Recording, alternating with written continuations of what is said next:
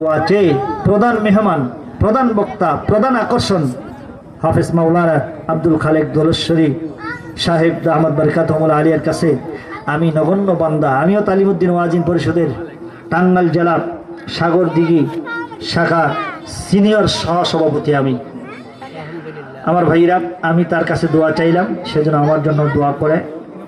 আমি অসুস্থ, আমার বাবা নাই, আমার মা অসুস্থ, মার জন্য দোয়া চাইলাম। আল্লাহ পাক যেন সকলকেই মাফ করে দেয়, যারা দুনিয়াতে বেঁচে আছে সকলের দীর্ঘ নেক হায়াত যেন বাড়ায় দেয়, যারা অসুস্থ আছে সুস্থতার নিয়ামত দান করেন, আর যারা দুনিয়া থেকে বিদায় হয়ে গেছেন আল্লাহ যেন তাদেরকে জান্নাতের ফয়সালা করে দেন, যেরকম আমিন। আর আমার ভাই মান্না ভাই আমাকে দাওয়াত দিয়েছেন, আপনাদের ইমাম সাহেব হুজুর সহ আপনাদের এই এলাকায় অনেক ভালো মানুষ আপনাদেরকে আমি পাইছি। আপনাদের জন্য আমি খাস করে আমার মন থেকে দোয়া করে গেলাম, আল্লাহ পাক যেন আপনাদেরকে আল্লাহর বন্ধু, আল্লাহর ওলি বানায় না, একটু জোরে কোনা আমিন। এলাকার মধ্যে যেন আল্লাহ পাক রহমত এবং বরকত যেন আল্লাহ পাক নাজিল করে, জোরে কোনা আমিন। গত বছর আমি ছিলাম, এবছর আল্লাহ পাক আনছেন, আপনাদের এটা দোয়া। এই কথা বলে আপনাদের কাছ থেকে বিদায় নিচ্ছি। ওয়া আলাইনা ইল্লাল বালাগ। আসসালামু আলাইকুম ওয়া রাহমাতুল্লাহি ওয়া বারাকাতুহু।